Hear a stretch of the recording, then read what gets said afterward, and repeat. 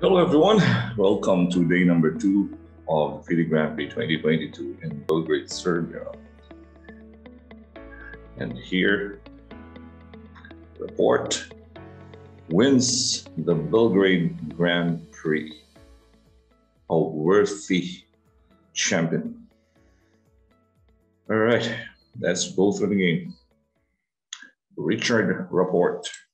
He started with d4, d5, c4, e6, okay, nice e3, we have the Queen's Gambit declined, a6. Both players are original thinkers, Rapport and Andrikin. So we always expect an exciting match and exciting games also. Well, except the first game. Okay, so e2 takes d5, e takes d5, a3. Nice. a3 and a6. Okay, the main point of a3 is that it stops probably this bishop b4 and also this b4 later on to prevent black from pushing c5. h6. All pawn moves for Andrikin for the first 5. Bishop f4. Finally, a minor piece developing on f6. Okay, he played h6 first. Stop bishop g5. e3, c5. Bishop into e5, bishop e6. Okay. Knight g e2. Originality, yeah. Original pawn moves. Original knight e2 instead of knight f3. We have a fight. Knight c6, knight f4. Takes on d4, takes on d4. We have to admire these two players, yeah. Playing good chess. Takes and takes. Black's problem is this IQP, the isolated queen pawn on d5. Okay, we have a knight and the queen attacking d5. Bishop into d6, g3. All right, bishop g2 is coming, putting more pressure on the d5 pawn. Rook into c8, rook to d1. We have two knights, we have the queen, the rook, so it's overloading on d5 now. Queen a5, nice defense, pin. Rook to c1, castles. Knight takes e6, f takes e6. All right. The transformation of the advantage from the IQP to a backward pawn. And attacking also the light square weakness for black. Same plan in the Wesley Saw against Hari Krishna. Yeah. Game between Wesley and Hari. Bishop h3. Here, Rapport played the move, bishop h3. Wesley, again, in the first leg in Berlin, could have won the game against Hari Krishna if he played bishop h3. King f7 to protect e6. Now let's take a look at rook fe8. The problem with rook fe8 is that that rook will be passive because this pawn cannot push. The bishop will take the rook later. There's also this d5 pawn to target. If the other rook moves, let's say rook c, e8, simple castle. If you push e5, for example, this queen goes back to d2. d5 is going to be a target of rook d1, bishop g2. So king f7, castles, rook into c4, queen d3, bishop e5, knight e2, of course, keeping the knight. Rook takes e4, takes. It's not possible to take the pawn. Yeah? Okay, it is possible, but the problem again is this pawn. Let's go back to queen c2. f4 and f5 is also coming here. Or f4 94, yeah, f4 94. Rook takes e4, okay, b4, a4, knight f4. Nice move, takes. Opening up the line for the rook to attack that backward pawn on e6.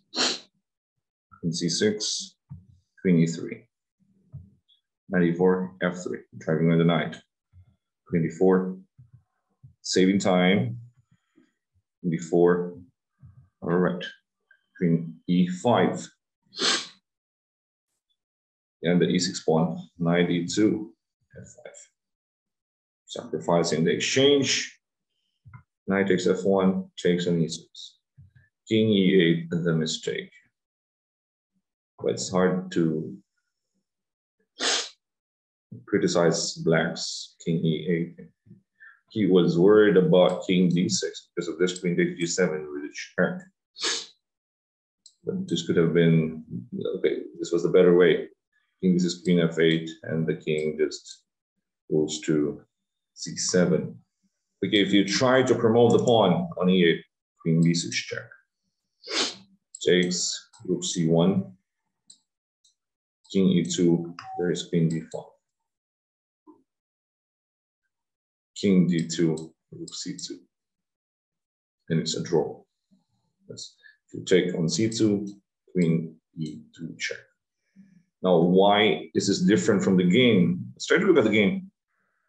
Takes on E6, King E8 takes, Queen B6, King takes F1, Rook into C1, right?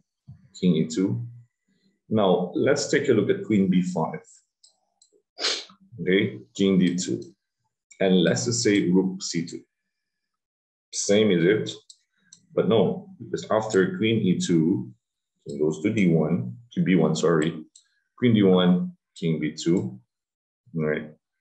Queen E2 check, King A1. This is a nice move, so that the queen cannot take away that C4 square. It's the same as in the game, yeah. If you go King D1 or King A2, you go Queen C2, Queen B2, Queen C4, King to B1, Queen D3 check, Queen C2. You cannot check on F1 because of the bishop.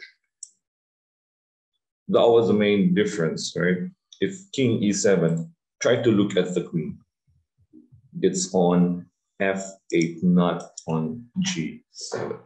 The queen cannot help and take away that B2 square. Just as all about margins and this little nuances. So it makes a big difference. King E8. No perpetual. Cannot stop the mate for white on F7 and D7. This is a target.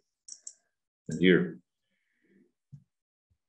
King D1, Queen E3, King D1, King C1, King D2, King E1, finally, King E2, King D2, King A1 once again. Nice move. Okay, here Black just played Queen F1. It's a sign of surrender. It's the same, yeah. You go Queen D1, for example, it's King A2, Queen C2, Queen to B2, Queen C4, King to B1, and then Queen C2 adjustments. And here we have the winner with 13 Grand Prix points, Richard Rapport, a deserving winner of the Belgrade Grand Prix. Now with 7 points in Berlin, Rapport now has 20 points. And he leads all players in the Grand Prix. And that slot for the candidates is in Rapport's hands, yeah. Now let's try to check whether Nakamura or Aronian will qualify at least the semifinals, yeah. Aronian, 10 points, Nakamura, 13. If they qualify, if let's say Nakamura qualifies in the semifinals, he'll get 7, so that's 20 also, tying Rapport. Aronian with 10 needs at least the finals, yeah, qualifying for the finals in the next leg, also in Berlin. All right, that was it. So congratulations to Richard Rapport for winning the Belgrade Grand Prix. And we'll wait for the next leg of the FIDE Grand Prix 2022 back in Berlin. This is Coach Oliver. Stay safe, everyone. Bye-bye.